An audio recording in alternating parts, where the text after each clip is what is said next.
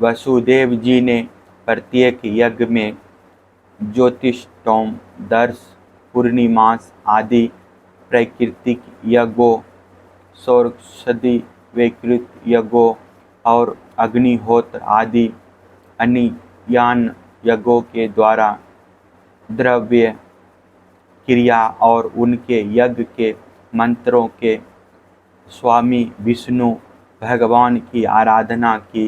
इसके बाद उन्होंने उचित समय पर रिक्त बीजों को वस्त्रालंकारों से सुसज्जित किया और शास्त्र के अनुसार बहुत सी दक्षिणा तथा प्रचुर धन के साथ अलंकृत गौएं, पृथ्वी और सुंदरी कन्याएं दी।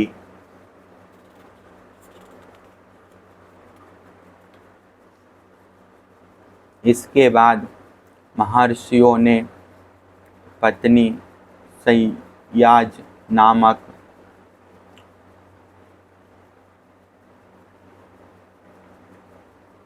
यज्ञाग और अवस्था स्नान अर्थात यज्ञांत स्नान संबंधी अवशेष कर्म कराकर वसुदेव जी को आगे करके परशुराम जी के बनाए हृदय में राम हृदय में स्नान किया।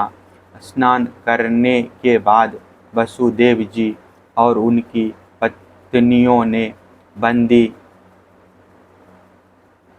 जनों को अपने सारे वस्त्रभूषण दे दिए तथा स्वयं नए वस्त्रभूषण से सुसज्जित होकर उन्होंने ब्राह्मणों से लेकर कुत्तों तक को भोजन कराया।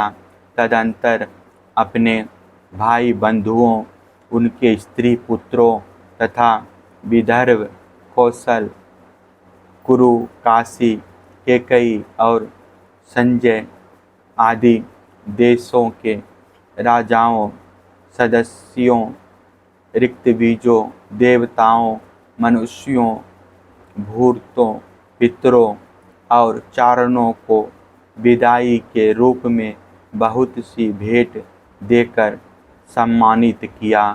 वे लोग लक्ष्मीपति भगवान श्री कृष्ण की अनुमति लेकर यज्ञ की प्रशंसा करते हुए अपने अपने घर चले गए।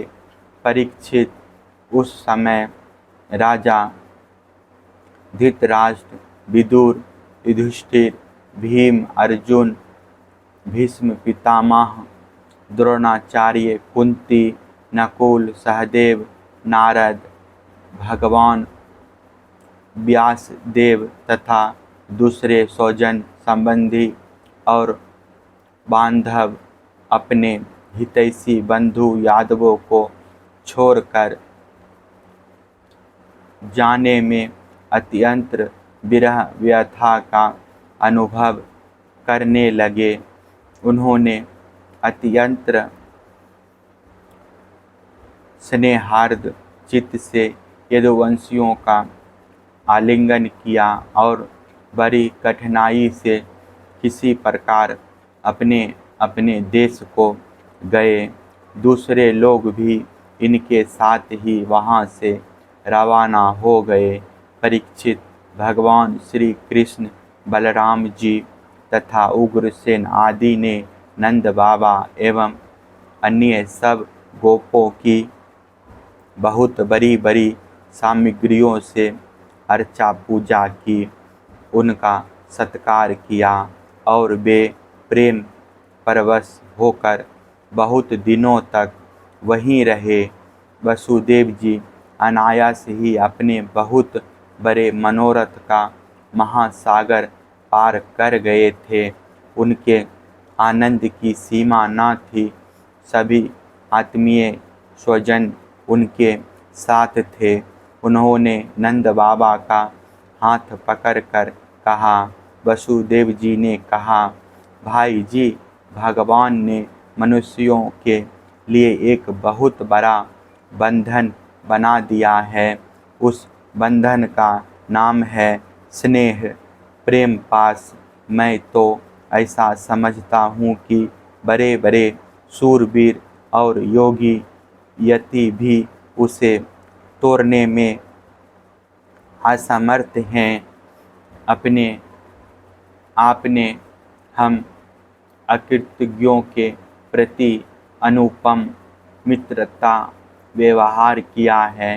क्यों ना हो आप सरीखे संत शिरोमणियों का तो ऐसा स्वभाव ही होता है। हम इसका कभी बदला नहीं चुका सकते, आपको इसका कोई फल नहीं दे सकते। फिर भी हमारा यह मैत्री संबंध कभी टूटने वाला नहीं है। आप इसको सदा निभाते रहेंगे। भाई जी, पहले तो बंदी गृह में बंद होने के कारण हम आपका कुछ भी प्रिय और हित ना कर सके। अब हमारी यह दशा हो रही है कि हम धन संपत्ति के नशे से, श्रीमद से अंधे हो रहे हैं। आप हमारे सामने हैं तो भी हम आपकी ओर नहीं देख पाते। दूसरों को सम्मान देकर स्वयं सम्मान ना चाहने वाले भाई जी जो कल्याण कामी है, उसे राज्य लक्ष्मी ना मिले इसी में उसका भला है। क्योंकि मनुष्य राज्य लक्ष्मी से अंधा हो जाता है और अपने भाई बंधु स्वजनों तक को नहीं देख पाता। श्री सुखदेव जी कहते हैं, परीक्षित, इस प्रकार कहते कहते वसुदेव जी का हृदय प्रेम से गदगद हो गया। उन्हें नंद बाबा की मित्रता और उपकार स्मरण हो आए। उनके नेत्रों में प्रेमांशु उमड़ आए। वे रोने लगे। नंद जी अपने सखा वसुदेव जी को प्रसन्न करने के लिए एवं भगवान श्री कृष्ण और बलराम जी के प्रेम पास में बंधकर आजकल करते करते 3 महीने तक वहीं रह गए। यदुवंशियों ने जी भर उनका सम्मान किया। इसके बाद बहुमूल्य आभूषण, रेशमी वस्त्र, नाना प्रकार की उत्तमोत्तम सामग्रियों और भोगों से नंद बाबा को, उनके ब्रजवासी साथियों को और बंधु बांधवों को खूब तृप्त किया। वसुदेव जी, उग्रसेन, श्री कृष्ण, बलराम, उद्धव आदि यदुवंशियों ने अलग अलग उन्हें अनेकों प्रकार की भेंटें दी। उनके विदा करने पर उन सब सामग्रियों को लेकर नंद बाबा अपने ब्रज के लिए रवाना हुए। नंद बाबा गोपों और गोपियों का चित्त भगवान श्री कृष्ण के चरण कमलों में इस प्रकार लग गया कि वे फिर प्रयत्न करने पर भी उसे वहां से लौटा ना सके। सुतरा बिना ही मन के उन्होंने मथुरा की यात्रा की।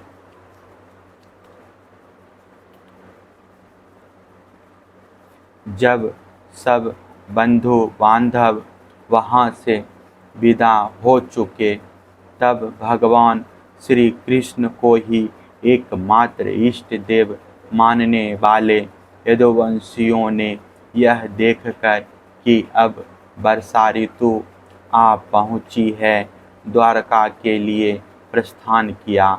वहाँ जाकर उन्होंने सब लोगों से वसुदेव जी के यज्ञ महोत्सव, स्वजन संबंधियों के दर्शन, मिलन आदि तीर्थ यात्रा के प्रसंगों को कह सुनाया।